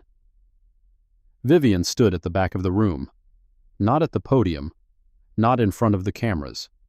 This wasn't her moment to claim. The CFPB director spoke first. The prepared remarks about fair lending, the statistics about discrimination in financial services, the commitment to enforcement, then Marcus Webb, the case summary, the violations identified, the remediation required. Lakewood Community Bank, now operating under new ownership, has agreed to provide $4.2 million in restitution to affected borrowers. 217 individuals have been identified as part of the remediation class. Each will receive compensation for denied loan opportunities, including actual damages and statutory penalties. 217 out of 847 documented violations, the math of partial justice. Additionally, the bank has committed to $5 million in community reinvestment over the next 5 years. This includes funding for affordable housing initiatives, small business development, and financial literacy programs in underserved communities. Community investment. The promise of future change. An independent compliance monitor will oversee the bank's fair lending practices for 36 months, with quarterly reports to the Bureau. Any violations during this period will result in enhanced penalties and potential revocation of the consent decree. Oversight. Accountability. The structures of prevention. The Bureau neither admits nor proves that the violations were intentional. The consent order reflects a settlement of disputed claims, with the bank neither admitting nor denying the findings herein. The standard language. The legal protection that allowed the agreement to proceed. Questions from reporters. The usual back and forth. Statistics and sound bites. Vivian slipped out before it ended. The parking lot was quiet. The afternoon sun warm. Ordinary weather for an ordinary day. Her phone buzzed. Text from Jerome, watching the press conference. They said my name. I'm in the remediation class. She typed back, "You deserve every penny. And more. It's not about the money. It's about being believed." Being believed. After 18 months of being told he was too risky. After a lifetime of having to prove what others were assumed to deserve. You were always believable, Jerome. They just refused to see it. Thanks to you, they had to. She put the phone away, sat in her car for a long moment. 847 people, 217 in the remediation class, 630 who would never receive compensation, who had moved away, or passed away, or simply given up on ever seeing justice. Partial victory. Partial. Incomplete justice. The reality of systems that changed slowly when they changed at all. But more than yesterday, more than last year, more than the decade before that. Progress measured in increments. Accountability achieved in pieces. It wasn't enough. It was never enough. But it was something. Before we wrap up, if this story has moved you, share it with someone who needs to hear it. These stories matter, and every share helps them reach further. 6 weeks after the consent order, the news broke quietly, a small article in the Atlanta Business Chronicle. Regional banking executive joins competitor following early retirement. Warren Caldwell. New position. Senior Vice President, Lending Strategy. First Regional Bank of Augusta. Different institution. Larger portfolio. More authority. Vivian read the article twice, then a third time. The man who had overseen 18 months of discriminatory lending. The man whose policies had denied loans to 847 people. The man who had fled to Canada to escape a federal warrant. Back in banking. Senior position. Shaping lending policy for a new institution. She picked up the phone. Called Marcus Webb. "Did you see the Chronicle?" "I saw it." "How is this possible? There's an active warrant." Was an active warrant. The extradition request was denied by Canadian authorities. Insufficient evidence that the crimes occurred on Canadian soil. By the time we had enough for a domestic prosecution, his lawyers had negotiated a deal. The charges were dropped in exchange for cooperation with the investigation. Cooperation? He ran. He ran, and then he talked. Gave us enough on Wentworth and the network to make prosecution possible. Federal prosecutors decided that was more valuable than one more conviction. The calculus of justice, the trades that allowed bigger fish to be caught. So he walks free. He serves no jail time, but his name is in the settlement documents. His role is documented. Any bank that hires him knows exactly what they're getting. First Regional hired him anyway. First Regional's board made a choice. The same choice Lakewood's board made when they brought him on. The same choice Southeastern Trust made. The same choice Piedmont Financial made. Marcus's voice was tired. The exhaustion of someone who had fought these battles for decades. Some institutions don't learn. Some boards don't care. Some systems keep running until someone forces them to stop. And Wentworth? Still under investigation. His lawyers are good. Very good. Every motion filed, every delay exploited. At this rate, criminal trial won't start for another 2 years. Civil suits might move faster, but he's got resources to fight indefinitely. So the architect walks free too. For now, maybe forever. That's the truth of it. I wish I could tell you otherwise. Vivian ended the call, sat in the silence of her office. Warren Caldwell, back in banking. Charles Wentworth, protected by lawyers and money. The system that had enabled discrimination, slightly damaged but fundamentally intact. Partial victory. Incomplete justice. The reality of fighting institutions that had centuries of practice in protecting themselves. But there were other realities too. Jerome Stanton's porch was solid now. His windows no longer leaked. His wife's memory honored by the home improvements she'd wanted for years. Patricia Owens, the woman who had documented guidelines from Regional, used her settlement to finally open the bakery she'd dreamed about. It was called Marlene's after Jerome's wife. A place where the coffee was strong and the pie was perfect, and no one asked for your credit score at the door. Derek Tatum, the young man with the recording, became an advocate. Testified before the state legislature about fair lending, wrote op-eds, made noise, became the kind of problem that institutions couldn't ignore. Elaine Patterson, the elderly woman whose loan had been reversed by Caldwell, passed away 3 months before the consent order was finalized. But her granddaughter was in the remediation class. The settlement funded a scholarship in Elaine's name. Future bankers trained in fair lending practices. Future loan officers who might remember that names had faces and numbers had lives. 217 stories of incomplete justice. 217 stories of progress, however imperfect. 217 people who had been told no and refused to accept it. That mattered. Even when it wasn't enough. It mattered. 1 year after the consent order, Vivian received a package, no return address. Postmarked from Augusta, Georgia, the city where First Regional Bank was headquartered, the city where Warren Caldwell now worked. Inside, a single sheet of paper, typed, unsigned. You think you won. You didn't. The system is bigger than one bank, bigger than one investigation, bigger than one woman with a notebook. Lakewood was a sacrifice, a distraction. While you were busy being outraged about 800 applications, we were processing 80,000. Different banks, different states, different faces. Same system. You can't stop something you can't see. Enjoy your victory. It means nothing. Vivian read the letter, placed it carefully in a folder, added it to the file that had grown to 3,000 pages over the past 18 months.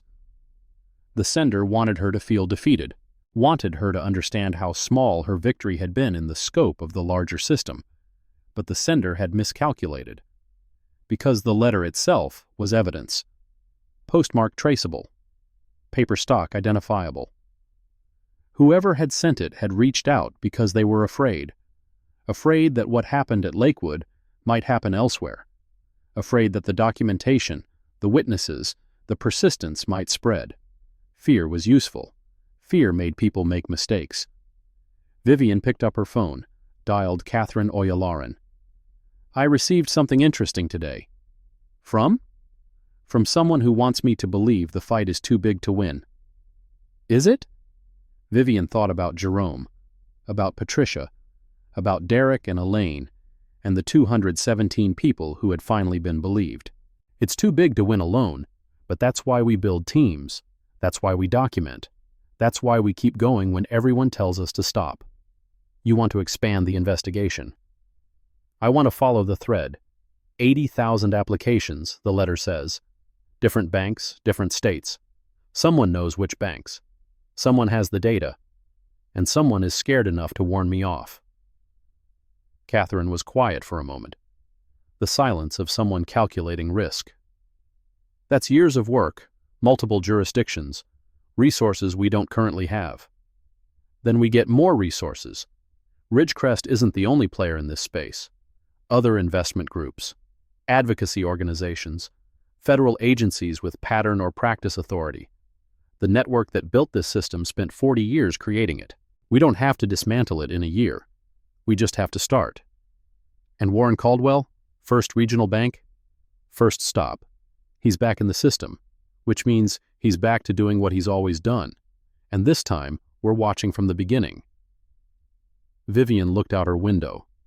The parking lot, the ordinary cars, the ordinary people living ordinary lives.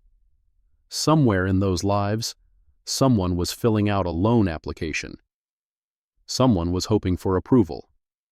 Someone was about to be told no for reasons that had nothing to do with their credit and everything to do with their face.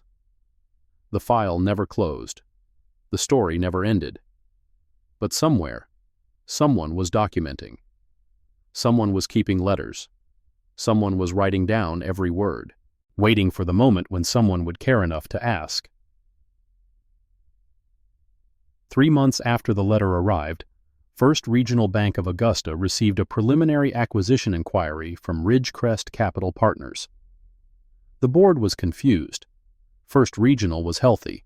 No capital concerns, no regulatory issues. Why would a private equity firm be interested? The answer came in the form of a forensic audit. Commissioned independently. Delivered without warning. 273 loan applications over 11 months. Denial rates for black applicants, 3 times higher than white applicants with comparable credit profiles. Internal communications referencing enhanced scrutiny for high-risk demographic areas. The language was familiar, the patterns identical. The architect clearly recognizable. Warren Caldwell had started again. Same system, different letterhead. And this time, someone was watching from day one. The board called an emergency meeting. Lawyers were consulted. Options were weighed. By the end of the week, Warren Caldwell's tenure at First Regional Bank was over. No early retirement package this time. No quiet exit. A termination letter citing conduct inconsistent with institutional values and regulatory expectations. His name added to a federal database of terminated banking employees. His ability to work in the industry permanently constrained. Not prison, not the justice that victims deserved, but consequence that would follow him for the rest of his career. Vivian learned about the termination from a news alert on her phone. A small article. barely noticed by anyone outside the industry. She saved it to the file, added it to the timeline. One more piece of documentation in the case that would never truly close. Her phone buzzed. Text from Jerome. Saw the news. They got him again. We got him again. Feels different this time. Like maybe it'll stick. Maybe. But we'll keep watching anyway. We? Vivian smiled. The first time she'd smiled about any of this in months. There are 217 people who understand what happened. 217 witnesses who kept their documentation. 217 reasons why this keeps going. That's an army. That's exactly what it is. She put the phone down, looked at the file on her desk. 3,000 pages of evidence. 18 months of investigation. One system exposed. One branch of a larger tree. The tree was still standing, the roots still deep. But every branch that fell made the next one weaker. Every exposure made the next one more likely. Every person who documented, who testified, who refused to accept no, made the system a little less invisible. The file closed. The story continued. Somewhere, someone was being denied a loan they deserved. Someone was being told they didn't qualify. Someone was being pushed out of a system that was supposed to serve everyone. And somewhere, someone was writing it down. Epilogue. 14 months after the consent order.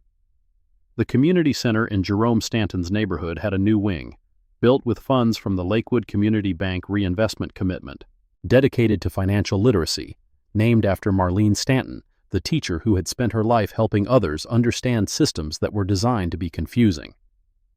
Vivian stood at the back of the dedication ceremony.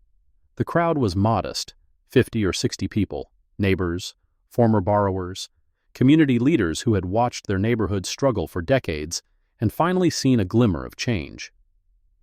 Jerome stood at the podium, his marine posture still perfect, his voice steady.